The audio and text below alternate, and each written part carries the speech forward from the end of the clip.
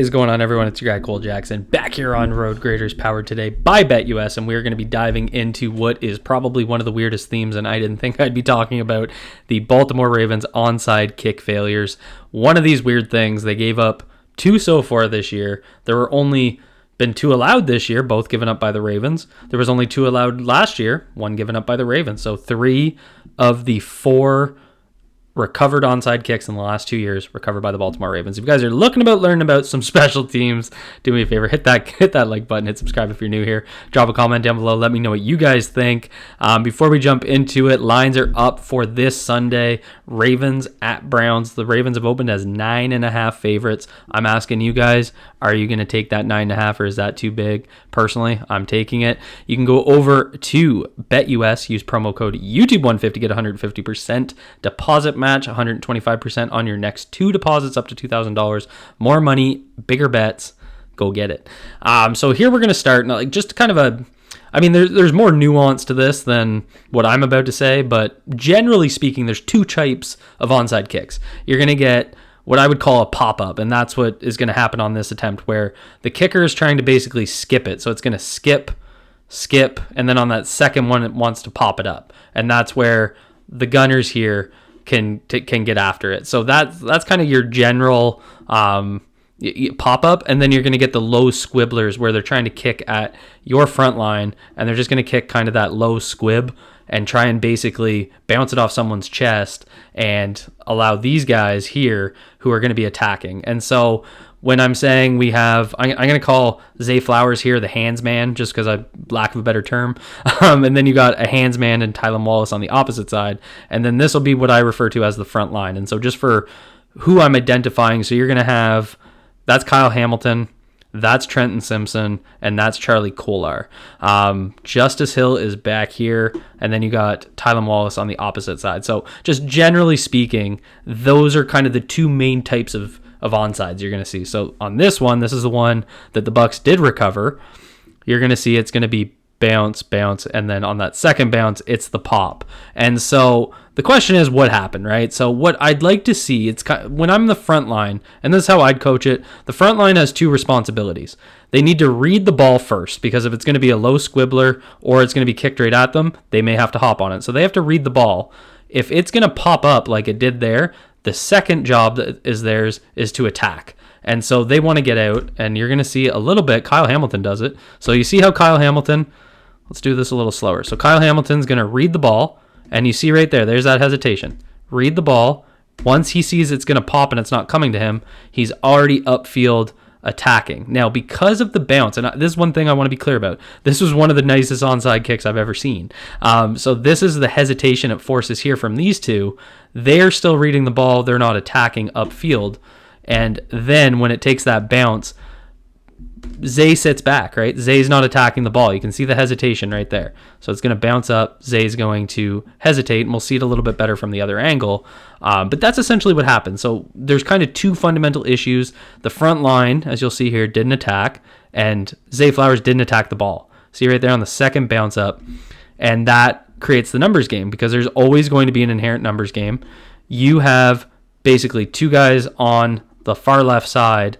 One is going to basically take on Kyle Hamilton, and the other one is going to go for the ball. And so sometimes they'll cross, do a loop, try and throw this guy off.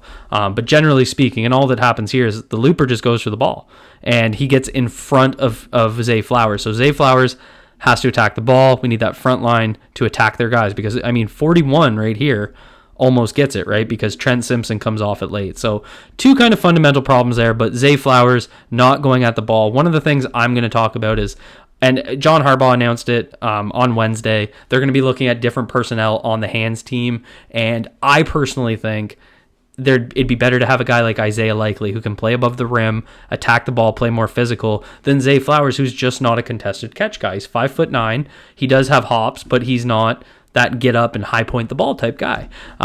Here against the Cowboys, on the one they allowed earlier this year, it's going to be one of those squibbers. And so this is what I'm talking about. You can see here, and they'll have obviously preset plays. So some teams will have the front line jump on the squibbler. Oh, that's Malik Harrison in the middle. Charlie Kolar's a little late, but no problem there. And Zay just doesn't fall on the ball properly, right? Like this is just fundamentally Zay didn't jump on the ball the way he should have. But I thought the front line did a better job there of reading that. Again, it sounds like they were set to attack after doing the read rather than jumping on the ball. So they wanted Zay to be able to scoop this. You can see right there. And Zay's in perfect position right there. You can't ask for more than that. We got guys getting cleared out. There's space. Zay's just got to fall on that ball. Not a whole lot there to say about that. Just Zay needs to do a better job. So that's kind of two things that I see from Zay so far that are on Zay Flowers, in my opinion. Now, here's the one last year that Matt Prater kicked against the Cardinals that they recovered. And you have Zay on this side, I believe. And this is going to be Nelson Agholor in the hand spot. And so you can see here one interesting thing. They got likely 53 was not Josh Ross. 53's name is escaping me. Not Phillips. Anyway, backup linebacker, and then I believe that's Charlie Kolar there. And so we're going to get another pop-up. So it's going to bounce and then go right at it. And Agholor, again, doesn't jump at the ball. So to me, two of these three were the hands guy not attacking the football. So that's why, I'd like to see Isaiah Likely as one of the key adjustments. They need to attack that ball. Again, looking at the type of kick, you can see the front line reads, the front line attacks. Plenty of room here. 33 coming in late, but plenty of time for Agholor to attack this ball. It's just they're not high point contested catch guys. That's always been kind of the limitation in the Ravens receiving room. So what I wanted to do is kind of grab a couple of other examples of some of the successes from around the league, and then also look at some of the failures so you can see how other teams are doing it. So here you're going to get Fairbairn recovering one. This one was last year. And he's going to do, you can see right here, he lines up starting on the left side of the ball, rotates over to the right, and just kicks a low squibbler.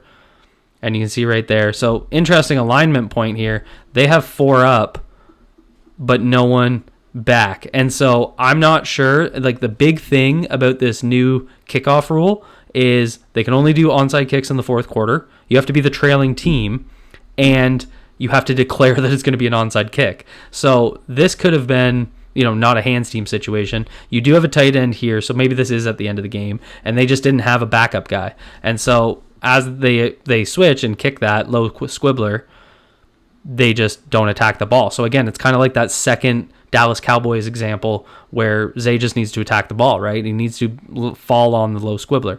You're getting another low squibbler here, and they just attack. And that's kind of what these frontline guys do on the kickoff team. They're just attacking the front line and trying to pop that ball out. And that's what happens there. He initially catches it and then pops it out. So when you go back and take a look at the ones that the Ravens did recover, McLaughlin's going to kick this. So this was obviously Monday night. And it's going to pop up again. And there's Zay Flowers jumping up and getting that ball. So what's different about this one? So the front line, further up. You get Charlie Kolar a little bit further back, but that's because of the type of bounce it took. He was kind of doing his due diligence, making sure that it was going to go higher than him. And then he attacks. Trent Simpson already up there. Kyle Hamilton already up there. But Zay being much more aggressive after the ball. Right there. There's no hesitation. He does read it, but he jumps up for it. So he's expecting that pop-up. And then when we look at the Cowboys game, the one that we did recover. Oh, this is the other angle. We don't need to see that. When we look at the Cowboys game, the one that we did recover, again, he just picks us up like a ground ball, right? So low squibbler, front line takes care of business, Zay picks it up. So it's nice to see Zay make up for 2 mistakes, and I know we're talking about onside kicks, how often do they really happen, but they happen, right? And they're important in the context of the game, getting the ball back, especially with this Ravens defense. Here we're going to see an interesting spot, because here's one of my key points. I think the guy who's the hands guy needs to be someone different. That's kind of my overall opinion. That's Minkah Fitzpatrick. So you're going to see Carlson kick this. It's going to be a pop-up, and you can see right here. So that front line reads and then attacks, because that contact right here on this Raiders player, if we go back, so watch that Raiders player. So he's going to start here. He almost gets this, but because I believe that's Hayward, attacks him and pops him a little bit, he keeps him out of it. Minkah Fitzpatrick picks that up. So Minkah Fitzpatrick reads the bounce but attacks the football, and that's one of the key things here. You need your hands guy to attack the football if it's going to be a pop-up. If it's a squibble, he needs to dive on the ball, secure it. Simple as that. get into another one here. This one is going to, I'm going to just grab the other angle. I don't know why I grabbed the other angle on some of these. This one's going to be from the Browns kicker against the Bengals. He's going to switch sides and just low Squibbler. And you see, so here, this one's barely going 10 yards, but this is when Charlie Agholor hesitated on that one. He's basically doing what this frontline guy is. He's reading the ball, making sure it doesn't get a bounce, because that's what the Browns kicker goes for. You can see it right there, trying to bounce up, and he's just going to catch it and fall on it. So again, he needs to read the ball and then attack. But even if you look at who the hands guy is for the Bengals, that's T. Higgins. So now we've seen a big body wide receiver. We've seen a safety who has ball skills.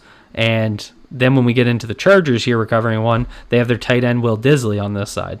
And so when the Broncos kick this, they're going to kick that low Squibbler and kick it out of bounds. But they take care of business. Now we get the Titans recovering one against the Dolphins this year. That's Tyler Boyd. So again, a little bit of a smaller receiver, more similar to Zay. But you're going to see how they play this. Miami's going to go for that Squibbler, try and get a bounce up there, and front line attacks.